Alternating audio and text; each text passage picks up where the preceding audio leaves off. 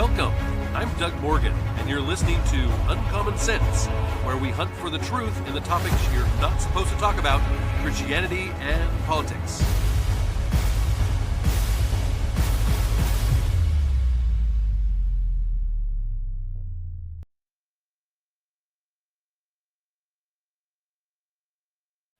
And welcome back to the podcast. In fact, it's FOMO Friday. This is our last one of the week, and we love to dispense of your fear of missing out on the very last one of the week because we know you're not listening to propaganda media, and we want you to be able to know what's going on around the world and, of course, right here in the United States. And we have a number of things this week that we want to get right to. And from a series of articles from the Daily Wire comes this very first one, and it is from the Justice Department. They unsealed a federal indictment on Wednesday against former Cuban President Raul Castro, accusing the 94-year-old communist leader of playing a central role in a 1996 attack that left 3 Americans and 1 United States resident dead. Now, Castro, he's the younger brother of the late Cuban dictator Fidel Castro. He faces charges including conspiracy to kill U.S. nationals, destruction of aircraft, and murder. Acting Attorney General Todd Blanche announced this in Miami to a cheering crowd, of course, there.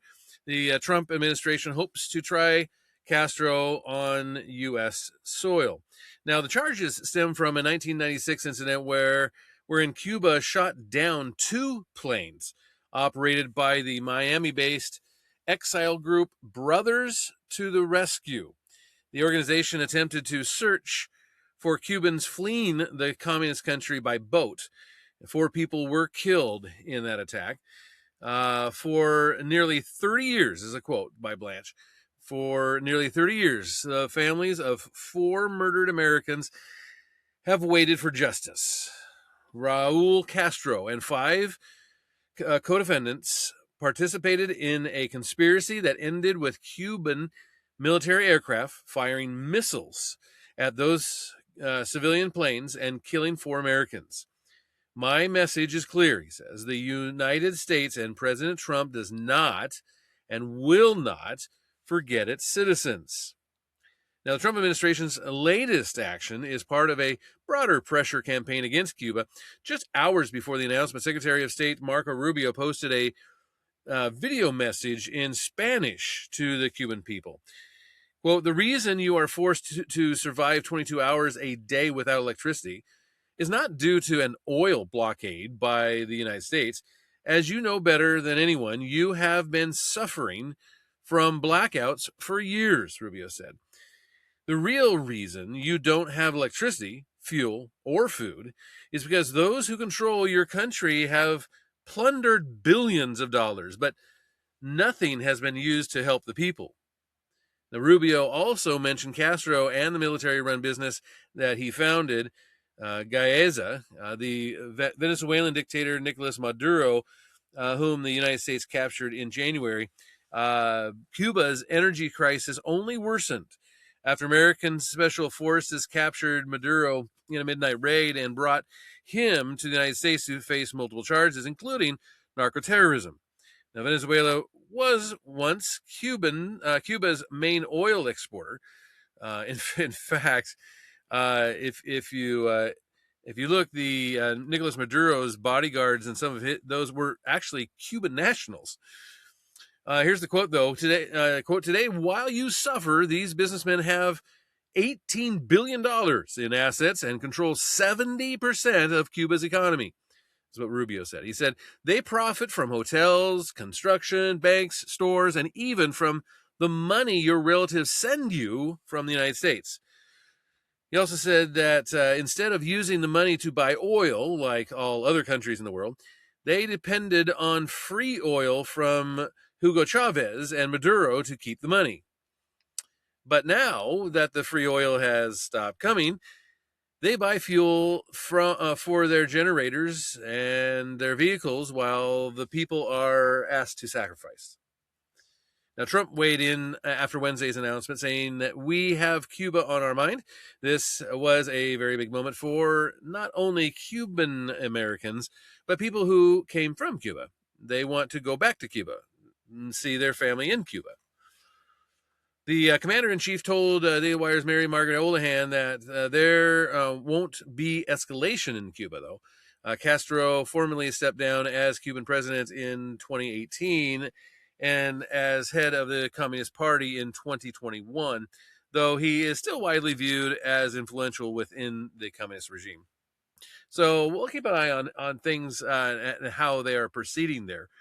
But we did have some bad news. It could have been a lot worse, I guess, but the radicalized teenage suspects who shot up the Islamic Center of San Diego and killed 3 adult victims, including a security guard, aligned themselves with Adolf Hitler and spewed hatred against Muslims and Jews in the manifesto. The suspects, Ken Clark, who's 17, and Caleb Vasquez, who's 18, targeted a mosque in their rampage, but appeared to hate many different groups of people. This is what the police said. Quote, we also identified writings and various ideologies outlining religious and radical beliefs of how the world they envisioned should look. They didn't discriminate on who they hated, is what Mark Remley, he's the special agent in charge of the FBI San Diego office, said on Tuesday in a briefing there. Clark and Vasquez wrote a nihilistic manifesto before killing 3 people and then each other, according to the New York Post, which cited law enforcement sources. Quote, the 75-page document is laden with the same Nazi iconography that Clark was seen wearing during a horrifying live stream video of the attack. They were live streaming their attack, including Black Sun, which is associated with the Nazi SS head, the Heinrich Himmler, of course, and Adam Waffen, which is tied to a violent neo-Nazi group, according to the Post. The writings reportedly contained a chaotic blend of anti-Trump, anti-liberal, anti-Semitic, homophobic rhetoric, tied together by a deep sense of resentment of their personal life standing, which is kind of interesting because these guys weren't bad off. A section believed to have been written by Clark reportedly drew ideological alignment with Hitler and expressed deep disdain for both left and right-wing ideologies. The manifesto cited convicted mass killers, including Ted Kaczynski, Timothy McVeigh, and Anders Breivik as sources of inspiration. Clark reportedly targeted Muslims, Jews, and gay people in his writings and expressed a desire to spark and, get this, all-out race war that would usher in the collapse of society, is how he put it. Vasquez, in his section of the manifesto, described being short as a source of deep pain and humiliation. He said, quote, I would say we're still too early in the investigation to say that the Islamic Center of San Diego was the specific target, is what Remley said. He said, we're still looking through electronics to give us the answers. But again, what I can say is that they definitely had a broad hatred towards a lot of folks, is how he put it. Authorities searched 2 residences in connection with the investigation and seized 30 firearms and a crossbow. Quote, I can tell you at this point the guns were not registered to these individuals and belonged to the parents of one of the individuals, and exactly how they came into they were able to obtain them still under investigation, is what Scott Wall, who's the San Diego police chief, said. The security guard shot to death played a pivotal role, though, in stopping more casualties and likely saved the lives of school-aged children nearby, according to Wall. On Monday afternoon, authorities said the mother of one of the suspects contacted the San Diego Police Department at 9:42 a.m. to report that her son had gone missing along with multiple firearms and her car. She said he was suicidal and was probably with a friend. SDPD said officers received reports of gunfire at the center at 11:43 a.m. local time and responded within 4 minutes. Police found all 3 victims dead outside the center. They cleared each room amid a chaotic scene, and no officers fired a shot during the active shooter incidents. Another quote, officers were in the area still talking with the mom, trying to piece together where they might be, the locations that she felt that they would be at, and that was just a few blocks away, is what Chief Wall said. He said those officers, once they heard what was happening at the Islamic Center, immediately dispatched themselves to the mosque, unquote. Now, the teenage shooters, according to the police, met each other online. Quote, through the course of that online communication, they discovered that they were both residing in San Diego area, and they became acquaintances or associates in person and had in-person contact at that point. But in terms of how the radicalization occurred, we're still digging into all that, he said. So, yeah, I mean, like I say, could be a lot worse, but yeah, you never like to see that happen. It'll be interesting to see, exactly what radicalized these two, but definitely, something we're continuing to see over and over again, unfortunately. Well, we have another story here, and this is kind of interesting, and it's out of California as well. California's federally funded Medicaid program pays for, get this, exorcisms. Yeah, exorcisms is what the Medicaid, and we're talking about healthcare now, okay? Exorcisms, herbal medicines, it also pays for, meal deliveries, and housing, among other services that don't appear to be medically essential. Senator John Kennedy, which we're going to hear from in a second here, pointed this out this week. Kennedy brought up California's strange Medicaid payments during a Senate Appropriations Subcommittee hearing on Tuesday as he questioned Acting Attorney General Todd Blanche. The Trump administration is engaged in a nationwide effort to root out fraud and has zeroed in on Democratic-run states, including California, Minnesota, of course. During Tuesday's hearing, which focused on DOJ's 2027 budget, Kennedy pointed out that for every $1 that California spends on Medicaid, American taxpayers spend $9 to prop up the system. Yeah, quote, California will actually pay a healthcare provider, I didn't know that this was a medical expertise, he said, to pay for exorcisms. In fact, you have to hear it. Kennedy's funny. You just have to hear his quote here. That California will actually pay a healthcare provider, I didn't know this was a medical expertise, to pay for exorcisms. Is that right? I'll accept that, Senator, but that's. They pay, the California Medicaid program will pay for herbal medicines, meal deliveries. They'll pay for housing. I don't know what housing has to do with healthcare. Is that correct? Yes.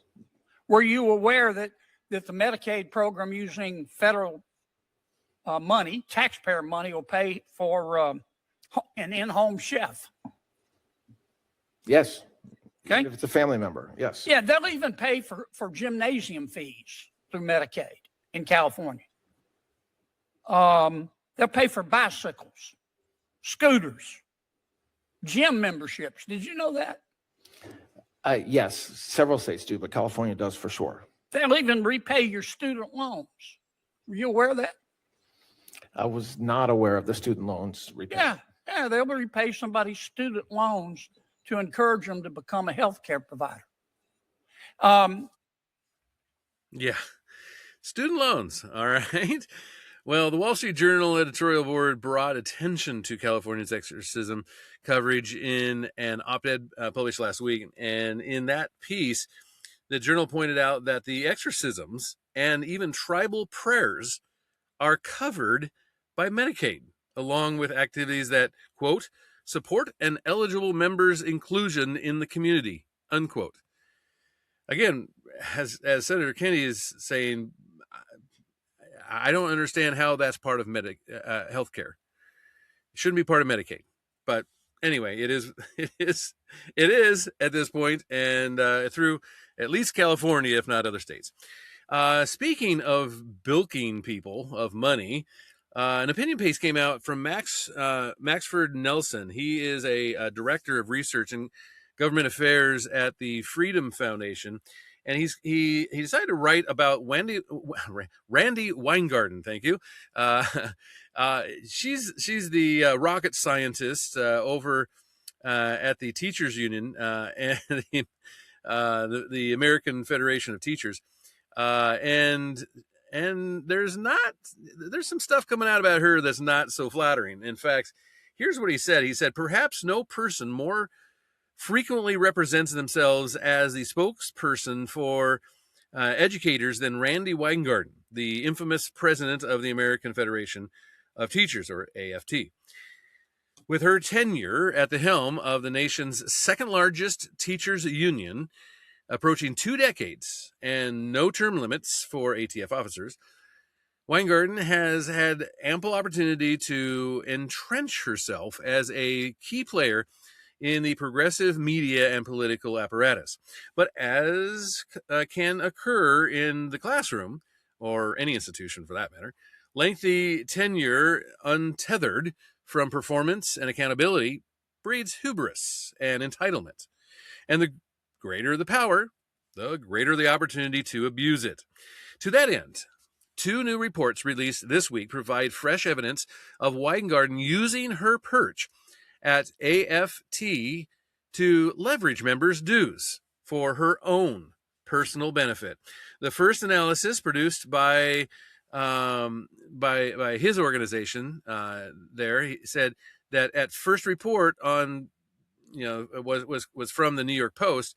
They examined AFT's most recent annual financial disclosure to the U.S. Department of Labor and discovered that the union appears to have financed the publication, the production, and the promotion of Weingarten's recent book, Why Fascists Fear Teachers, or WFFT.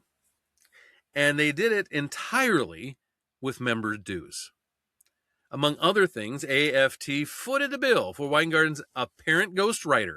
Like I say, she didn't write it. She had a ghostwriter who was progressive commentator and communications consultant Sally Kohn, who received more than $400,000 from AFT during the year Weingarten's book was in publication. In response to inquiries from the New York Post, ATF argued that not all the payments to Kohn were related to the book, but that may be technically true, but the most of it was because previously, in the previous year, she only got $125,000 instead of the $400,000. And Weingarten herself described Kohn as her books in the book's acknowledgement as, quote, indispensable as a day-to-day thought partner and collaborator, unquote. Well, other payments associated with the book were beyond even such minor quibbles.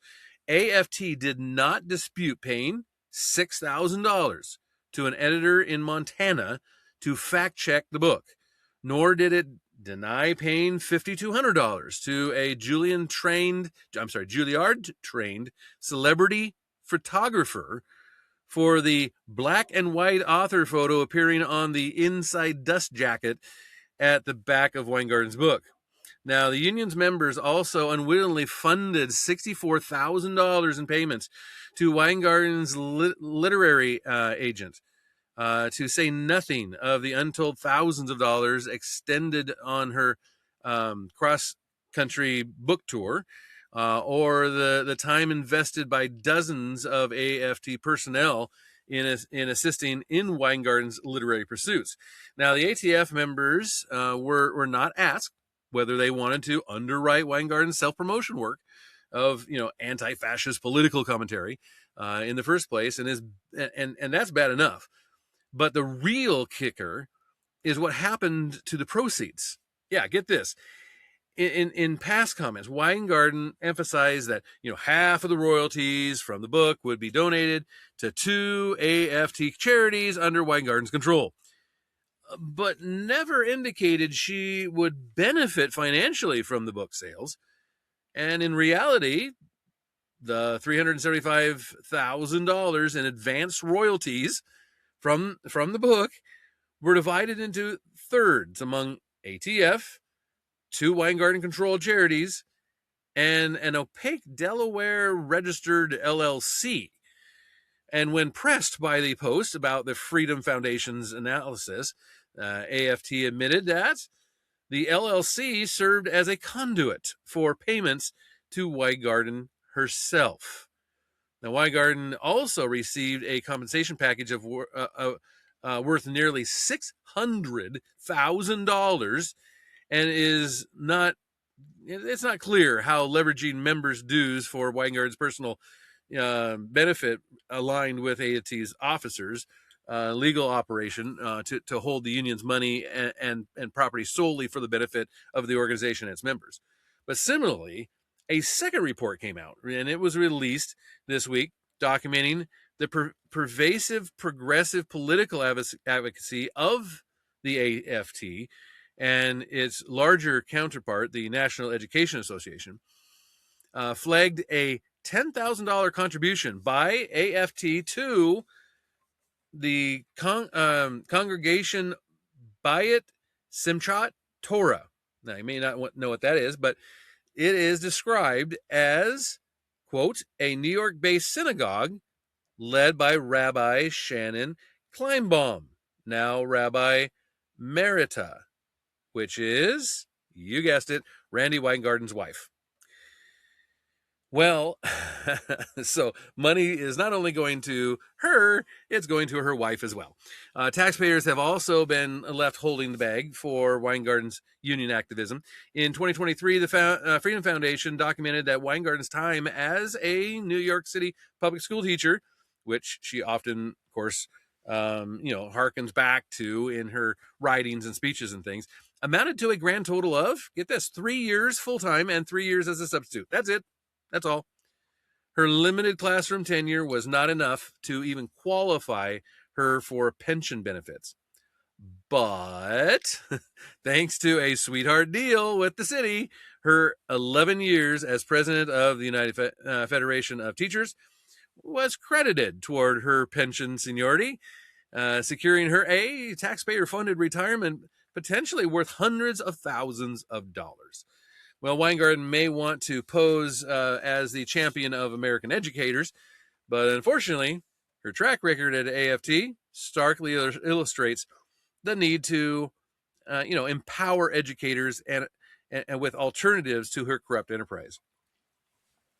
Now, throughout projects like optouttoday.com, teachers actually can, and if you're a teacher, you know somebody who's a teacher, teachers can take steps to cancel their memberships in far left unions like the AFT or the NEA. Conservative educators seeking support can turn to non-union professional associations such as the Teacher Freedom Alliance.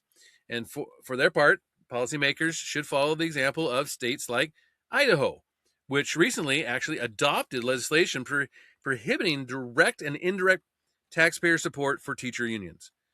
Now, until union executives like Weingarten and the organizations they steer face meaningful accountability, it should be no surprise that they continue to explore their members and exploit their members and the taxpayers alike, of course. Well, we had a couple of pieces that I wanted to get to today that come from the celebrity side of things. And one of them, kind of a bit of bad news. Kyle Busch, the two-time NASCAR Cup Series champion and one of the most accomplished drivers in stock car racing history, has actually died at the age of 41. NASCAR, Richard Childress Racing, and the Busch family announced his death Thursday in a joint statement calling his passing a sudden and tragic loss for the sport. Earlier in the day, Busch's family revealed that he had been hospitalized with a severe illness and would miss race weekend activities at Charlotte Motor Speedway while undergoing treatment. Quote, our entire NASCAR family is heartbroken by the loss of Kyle Busch. NASCAR Richard Richard Childress Racing and the Busch family said this in a joint statement, saying a future Hall of Famer, Kyle, was a rare talent, one who comes along once in a generation, they said. Now, Busch spent more than 2 decades at the top level of stock car racing and became one of the most polarizing and successful drivers in NASCAR history. Known to fans as Rowdy Busch, Busch won 63 Cup Series races, ranking 9th on NASCAR's all-time wins list, and captured Cup championships in 2015 and 2019. He was also the winningest driver in the history of NASCAR's secondary national series, recording 102 wins in what is now the O'Reilly Auto Parts series and 69 wins in the Craftsman Truck series. Just 6 days before his sudden death, Busch delivered what now reads as a haunting final victory lane interview after winning the 2026 EcoSave 200 at Dover Motor Speedway. Speaking with the reporters after the race, Busch reflected on why winning never lost its meaning despite decades of success. He said, because you never know when the last one is. He said. So kind of a weird, he had come to the realization that this was, that you have to savor those wins because you just never know when the last one's going to come. Busch's aggressive style and fiery personality made him one of NASCAR's most kind of divisive figures, though, earning both loud boos and intensive loyal fan base known as Rowdy Nation. Beyond his driving career, Busch also helped develop future NASCAR talent through Kyle Busch Motorsports, his successful truck series team that won 100 races and multiple championships. The cause of death has not been released at this point. But lastly, I wanted to bring you this, and I'm not, as you probably know, a big country music fan, but I know many of you are, and so this caught my attention though, and I wanted to bring it to you because I thought it was really good. And it says that she's Southern, stylish, and downright sensational. Her name, Ella Langley, made history on Sunday night, sweeping the 2026 Academy of Country Music Awards with a whopping 7 pieces of hardware, marking a win in every category in which she was nominated. The 27-year-old Alabama native is arguably the hottest name in country music right now, and her hit Choosin', Texas, which won Song and Single of the Year, holds the record for the most weeks at number 1 on the all-genre Hot 100 by a female country artist. She broke the record set by Taylor Swift's We Are Never Ever Getting Back Together in 2012. And the smash hit also crushed every country chart by being the only country song by a woman to hit number 1 on the Hot 100, Hot Country, and Country Airplay charts all at the same time.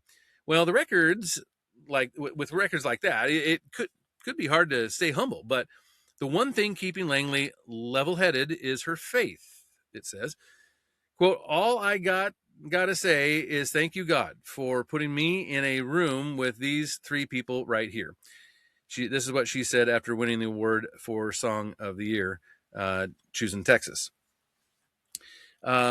Said she would return to the stage several times throughout the nearly 3-hour award show for performances and more accolades. But when she took home the biggest honor of the night, she once again stopped to thank the man upstairs. She said, thank you, Jesus, for letting me do this for a living. Langley said this on stage after winning the Female Artist of the Year award.